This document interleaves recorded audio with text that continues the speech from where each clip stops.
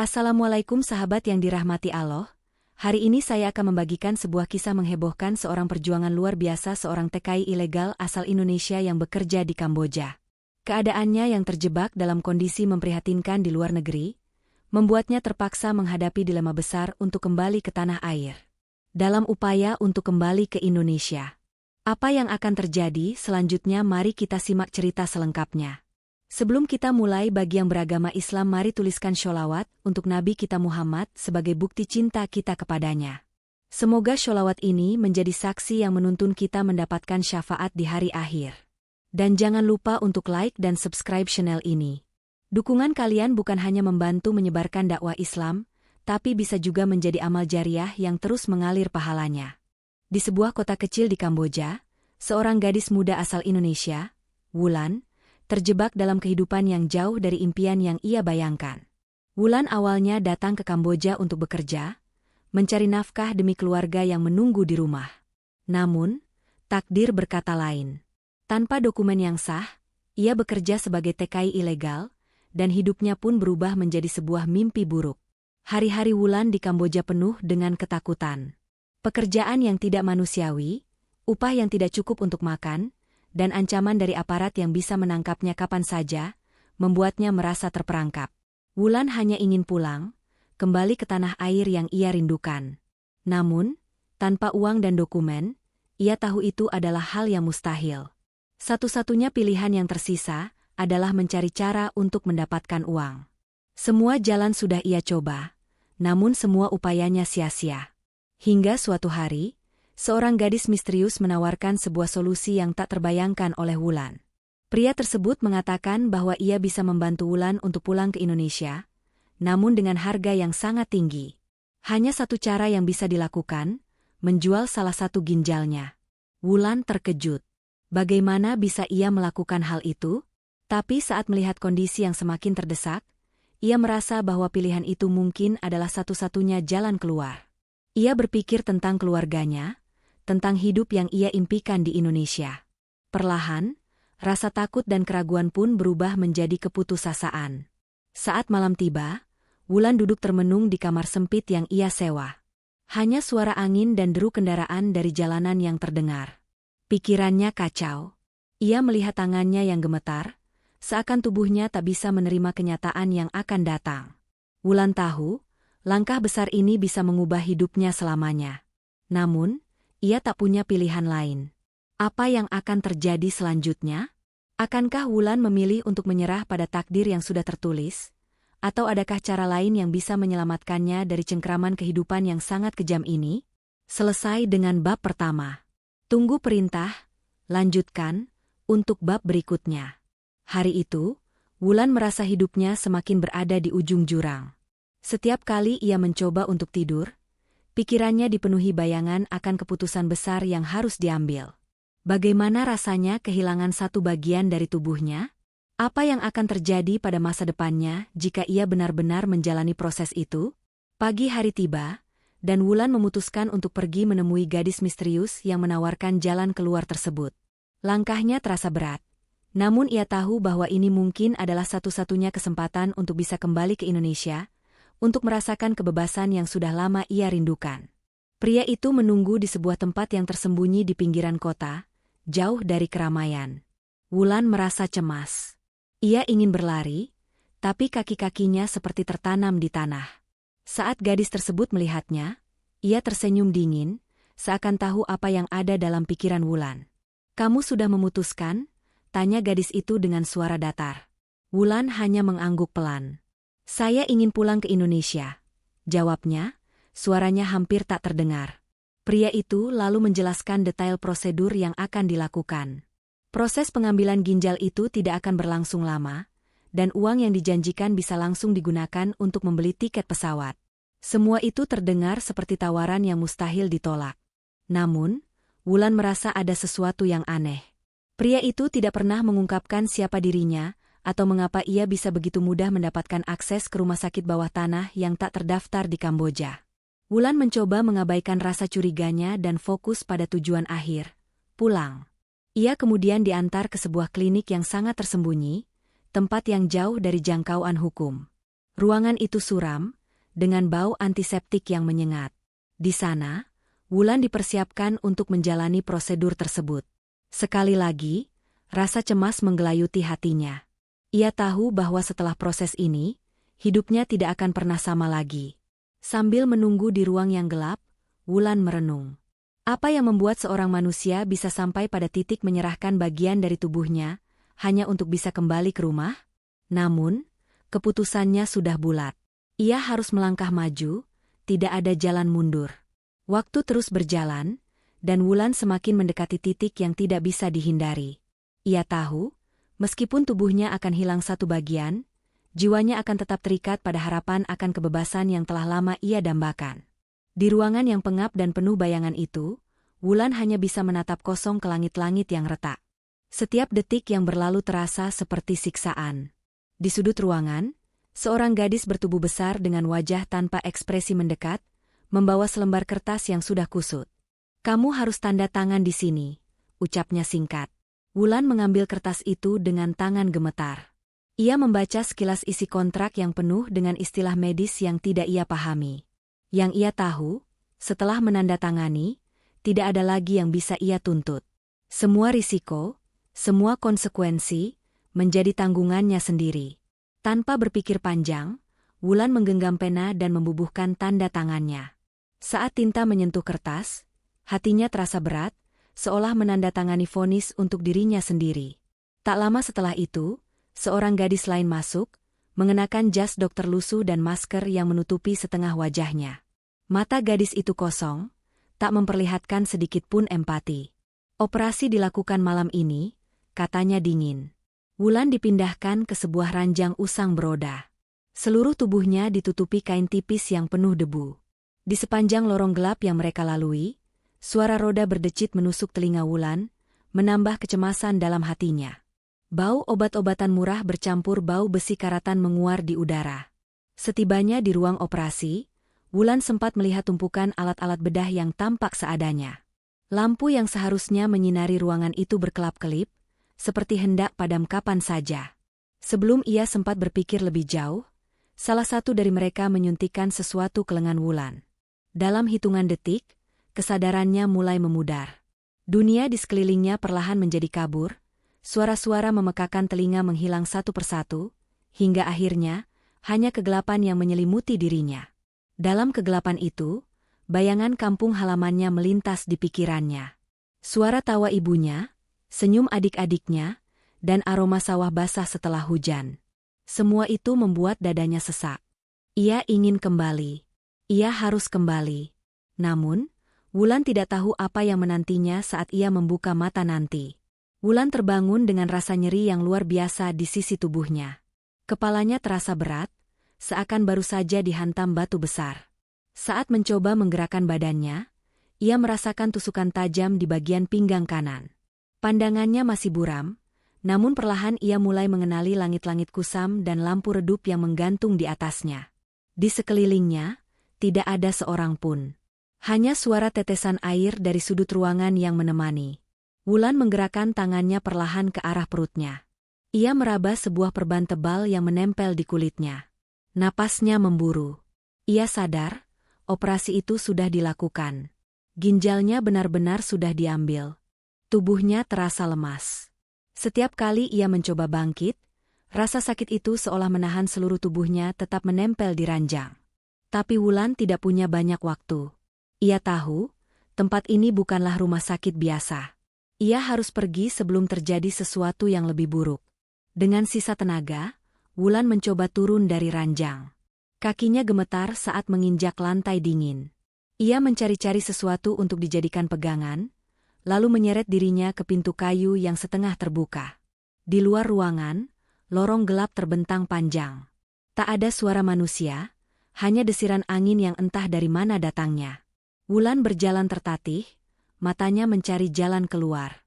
Setiap langkah yang ia ambil membuat jahitannya terasa seperti hendak robek, namun rasa takut membuatnya terus bergerak. Akhirnya, di ujung lorong, Wulan menemukan sebuah pintu besi tua. Ia mendorongnya dengan seluruh kekuatan yang tersisa, hingga akhirnya pintu itu terbuka perlahan, menampakkan jalan kecil yang dipenuhi semak belukar. Tanpa berpikir panjang, Wulan melangkah keluar ke kegelapan malam. Udara dingin menusuk kulitnya, namun ia terus berjalan, menyeret tubuhnya yang hampir ambruk. Setiap langkahnya dipenuhi dengan rasa sakit, tetapi ada satu hal yang membuatnya bertahan, harapan untuk kembali ke Indonesia. Di kejauhan, suara kendaraan terdengar samar. Wulan tahu, jika ia ingin selamat, ia harus mencapai jalan utama. Namun, ia tidak sadar bahwa di balik bayangan semak-semak, sepasang mata tengah mengawasinya dengan tajam. Seseorang belum membiarkannya pergi begitu saja. Tubuh Wulan hampir roboh ketika suara langkah kaki terdengar mendekat dari arah belakang. Ia membalikkan badannya perlahan, dan dalam remang malam, ia melihat dua gadis bertubuh besar mengenakan jaket hitam berjalan cepat ke arahnya. Tanpa pikir panjang, Wulan menyeret tubuhnya, mencoba berlari meskipun rasa sakit di perutnya hampir membuatnya pingsan. Nafasnya tersengal, dunia di sekitarnya berputar, namun ketakutan memaksanya untuk terus maju. Berhenti! Terdengar teriakan dalam bahasa asing yang Wulan tak sepenuhnya mengerti, namun intonasinya jelas penuh ancaman. Langkah-langkah di belakangnya semakin cepat. Wulan menerobos semak-semak, ranting-ranting mencakar kulitnya yang sudah lemah. Sepatu usangnya terkoyak, tanah berlumpur membuat kakinya tergelincir beberapa kali, namun ia terus berusaha. Di depannya, ia melihat sebuah pagar kawat tinggi. Matanya mencari celah, dan di sisi kanan, ia menemukan bagian pagar yang hampir roboh. Tanpa berpikir panjang, ia merangkak lewat bawahnya, meskipun kawat-kawat tajam melukai lengannya. Begitu keluar dari pagar, Wulan menemukan dirinya di sebuah jalan kecil yang sepi. Ia melihat lampu samar sebuah kendaraan mendekat dari kejauhan. Dengan seluruh tenaga yang tersisa, ia melambaikan tangan, berharap mendapatkan pertolongan. Mobil tua itu berhenti. Dari balik kaca, seorang gadis tua dengan wajah keras mengamati Wulan. Ia membuka jendela sedikit. "Apa yang terjadi denganmu?" tanya gadis itu dengan bahasa Inggris patah-patah. "Tolong, saya mau pulang." "Indonesia?" ucap Wulan terbata, air mata hampir jatuh dari matanya. Pria tua itu menatap Wulan dengan ragu, lalu setelah beberapa detik yang terasa sangat lama, ia membuka pintu. "Masuk cepat." Tanpa menunggu dua kali, Wulan masuk ke dalam mobil. Saat pintu tertutup, mobil itu langsung melaju kencang, meninggalkan dua gadis bertubuh besar yang baru saja muncul di belakang mereka, menatap marah ke arah mobil yang menjauh. Wulan bersandar di kursi, tubuhnya menggigil menahan sakit dan ketakutan. Ia tahu, ini belum berakhir. Ia masih harus menemukan jalan untuk benar-benar bebas. Tapi untuk saat ini, ia telah lolos dari cengkeraman maut. Dan di dalam mobil itu, ia akan mendengar tawaran lain yang tak kalah berbahaya. Di dalam mobil tua yang melaju kencang itu, Wulan menatap keluar jendela, berusaha mengatur napas di tengah rasa sakit yang menusuk. Lampu-lampu jalanan berkelebatan dalam pandangan matanya yang mulai buram. Tubuhnya terasa seperti akan roboh kapan saja. Pria tua yang mengemudikan mobil itu sesekali melirik ke arah Wulan dengan tatapan penuh pertimbangan. Setelah beberapa menit dalam keheningan yang mencekam, gadis itu akhirnya membuka mulut. "Aku tahu siapa yang memburu kamu," katanya dengan suara rendah. "Kalau kamu tetap di Kamboja, mereka tidak akan pernah berhenti mencarimu." Wulan menelan ludah dengan susah payah. Ia hanya bisa mengangguk pelan. "Ada cara agar kamu bisa keluar dari negara ini," lanjut gadis itu. "Tapi itu tidak gratis."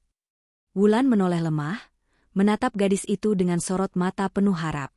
"Aku kenal seseorang," gadis itu melanjutkan, "dia bisa menyelundupkanmu ke perbatasan Thailand.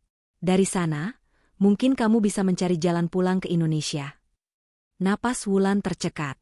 Kesempatan untuk pulang terasa begitu dekat, namun bayangan tawaran itu terasa mencurigakan. "Tapi," lanjut gadis tua itu sambil menghela napas panjang, "dia meminta imbalan. Tidak besar, hanya sisa tenagamu untuk sekali pekerjaan kecil." Wulan menggertakkan gigi, menahan rasa takut dan ketidakpastian yang menghimpit dadanya. "Apa pekerjaannya?" tanyanya lirih. Pria itu tertawa kecil, suara tawanya berat dan penuh rahasia. Ia tak langsung menjawab, hanya mempercepat laju mobil. "Kamu akan tahu nanti," jawabnya singkat. Wulan membeku di kursinya. Nalurinya berteriak memperingatkan bahwa apapun yang menantinya, itu bukan sesuatu yang mudah. Tapi apa pilihan lain yang ia punya? Dengan satu ginjal, tubuh lemah, dan tidak ada uang sepeser pun, ia tak punya banyak kesempatan. Mobil itu terus melaju menuju kegelapan malam, membawa Wulan ke takdir baru yang belum pernah ia bayangkan. Mobil tua itu berhenti di depan sebuah bangunan bobrok di pinggiran kota. Lampu neon yang redup menggantung di atas pintu, berkedip-kedip seperti hampir padam. Pria tua itu mematikan mesin dan menoleh ke Wulan. "Kamu masuk sendiri," katanya tegas. "Mereka sudah menunggu." Wulan mengangguk perlahan, lalu membuka pintu dengan tangan gemetar. Udara malam terasa lebih dingin, menusuk kulit dan merambat ke tulangnya. Ia menyeret langkah masuk ke dalam bangunan itu, melewati pintu kayu yang berderit saat disentuh. Di dalam, bau apek dan asap rokok memenuhi ruangan. Beberapa gadis berwajah keras duduk mengelilingi meja besar. Salah satunya, seorang gadis bertubuh kurus dengan tatapan tajam, berdiri dan menghampiri Wulan. "Kamu yang mau kabur ke Thailand?" tanyanya dengan suara serak. Wulan mengangguk lemah. "Bagus," gadis itu menyeringai. "Tapi sebelum itu, ada tugas kecil." Tanpa banyak bicara, gadis itu menyerahkan sebuah tas hitam lusuh kepada Wulan. Beratnya tidak seberapa, tapi Wulan bisa merasakan sesuatu yang keras di dalamnya.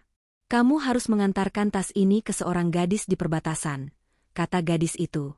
"Kalau berhasil, kamu akan langsung dikirim ke Thailand." Wulan menatap tas itu dengan perasaan bercampur aduk. Ia tahu, apapun isi tas itu pasti bukan sesuatu yang bersih.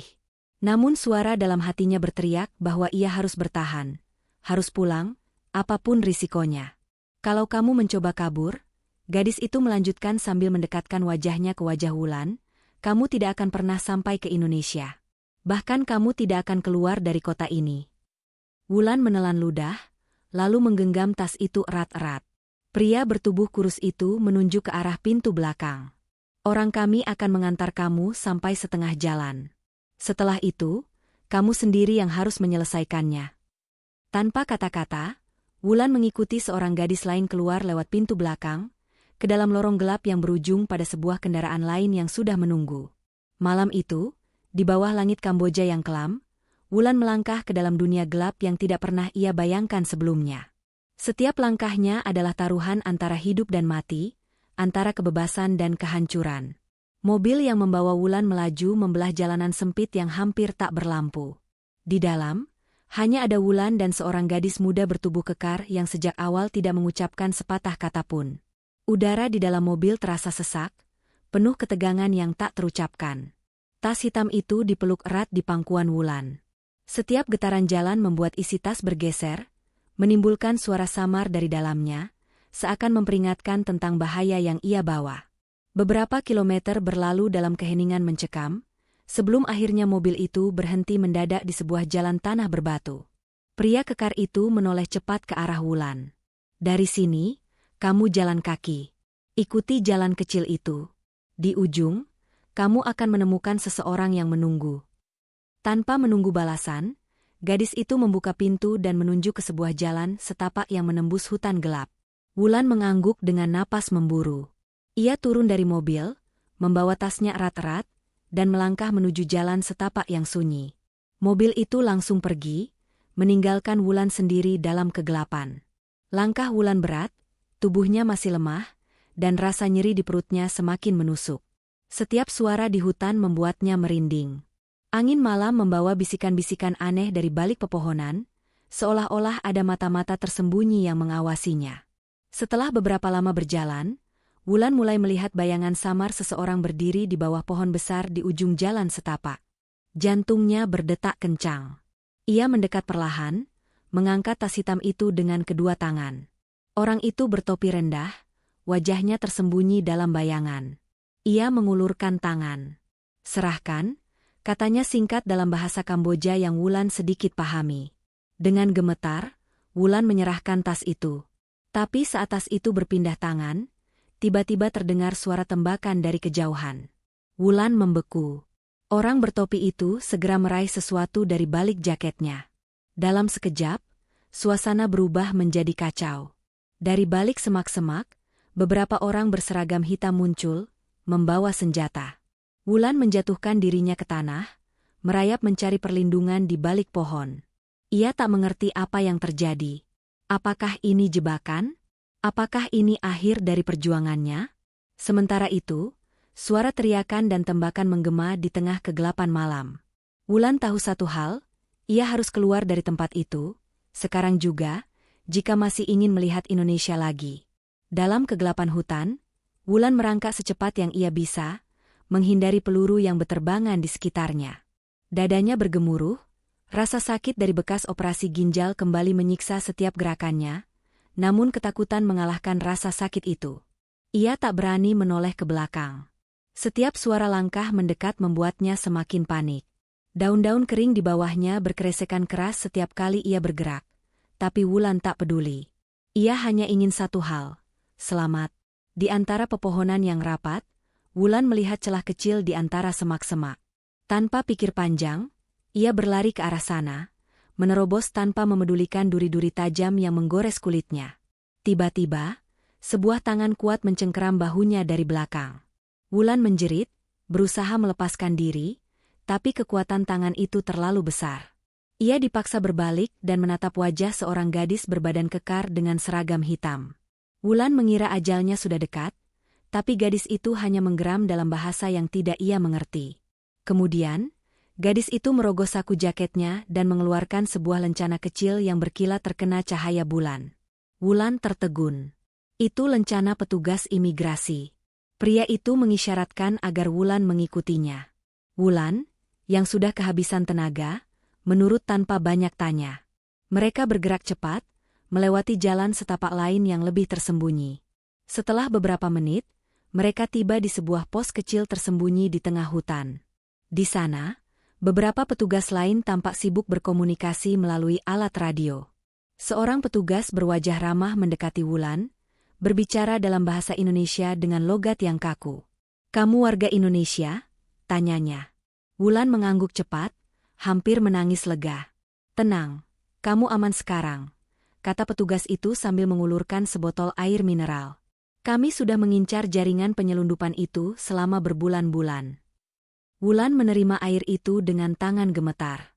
Tubuhnya hampir roboh karena kelelahan. Ia duduk bersandar pada dinding pos, mencoba mengatur napas. Namun di balik rasa lega itu, ada ketakutan lain yang mengintai. Ia belum tahu bagaimana cara kembali ke Indonesia. Ia belum tahu apa yang akan menantinya setelah ini. Malam itu, di pos kecil yang tersembunyi di hutan Kamboja, Wulan hanya bisa memejamkan mata, berharap pada keajaiban Allah yang mungkin masih mau memberinya kesempatan kedua. Pagi menjelang dengan cahaya matahari yang perlahan menerobos dedaunan hutan. Di pos kecil itu, Wulan dibangunkan oleh seorang petugas berwajah serius. Matanya masih berat, tubuhnya terasa remuk, namun suara keras petugas itu memaksanya untuk duduk. "Kita harus bergerak cepat," kata petugas itu. "Jaringan mereka mungkin masih mencari kamu." Wulan menelan ludah, rasa takut kembali menyeruak. Ia digiring ke dalam sebuah mobil kecil bersama dua petugas lain. Mobil itu bergerak melewati jalanan tanah yang licin, menembus hutan menuju kota kecil di perbatasan. Selama perjalanan, Wulan mendengar percakapan singkat para petugas. Mereka berbicara tentang operasi besar yang sedang berlangsung, tentang penyelamatan para pekerja ilegal yang terjebak seperti dirinya. Wulan hanya bisa diam, mengunci pandangannya keluar jendela, membiarkan pikirannya kosong. Setelah beberapa jam, mobil itu akhirnya berhenti di sebuah gedung tua yang dijadikan kantor imigrasi sementara. Di sana, puluhan orang tampak duduk di lantai. Sebagian besar wajahnya muram, penuh luka dan keputusasaan. Petugas membimbing Wulan ke dalam ruangan kecil. Di sana, seorang gadis berkemeja rapi menunggunya, membawa beberapa lembar dokumen. "Kami sudah konfirmasi, kamu warga Indonesia," katanya datar. "Tapi untuk bisa pulang, ada prosedur panjang." Dan ia berhenti sejenak, memandang Wulan dengan sorot mata prihatin, biayanya tidak sedikit. Wulan meremas jemarinya. Ia tidak punya apa-apa lagi. Bahkan ginjalnya sudah ia korbankan. Air mata hampir tumpah, tapi ia tahan. Ia tahu, ini belum saatnya menyerah. Melihat keraguan di wajah Wulan, gadis itu melunak. Ada program bantuan untuk korban perdagangan manusia, katanya. Tapi kamu harus bertahan beberapa hari di sini sambil menunggu prosesnya. Wulan mengangguk pelan. Ia tidak punya pilihan lain. Ia hanya bisa berharap pertolongan itu benar adanya. Malam harinya, Wulan duduk di sudut ruangan bersama para korban lain.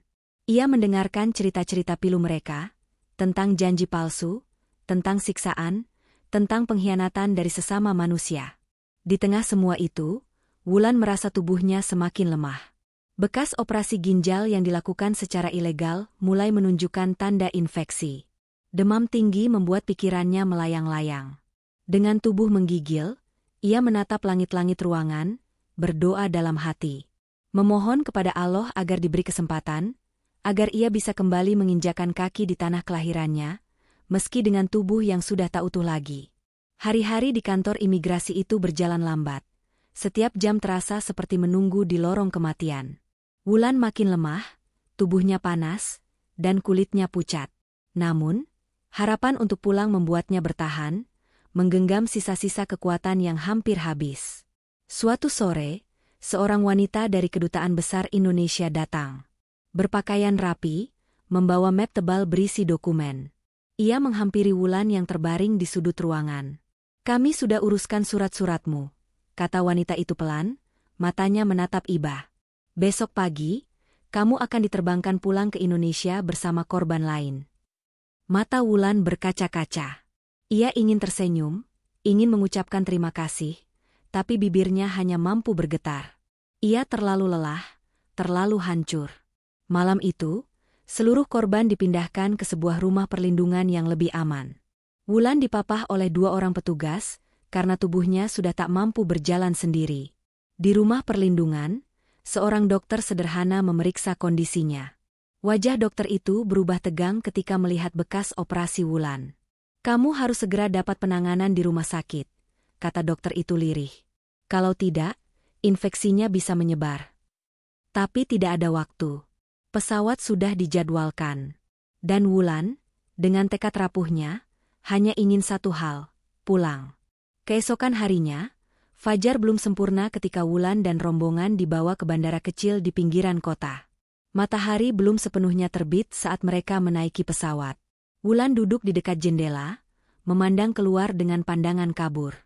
Ia hampir tak sadar ketika pesawat mulai bergerak. Suara mesin bergemuruh di telinganya, bercampur dengan suara detak jantungnya yang lemah. Saat roda pesawat mulai terangkat dari tanah, air mata Wulan jatuh tanpa bisa ditahan. Ia meninggalkan semua luka, ketakutan, dan kegelapan itu di tanah asing. Dalam hatinya, ia berbisik lirih, memanggil nama Allah, berharap masih ada kehidupan yang menunggunya di seberang lautan. Pesawat itu menghilang perlahan di balik awan, membawa pulang seorang anak bangsa yang sudah mengorbankan satu ginjalnya, harga mahal demi sekeping harapan untuk kembali ke tanah air tercinta.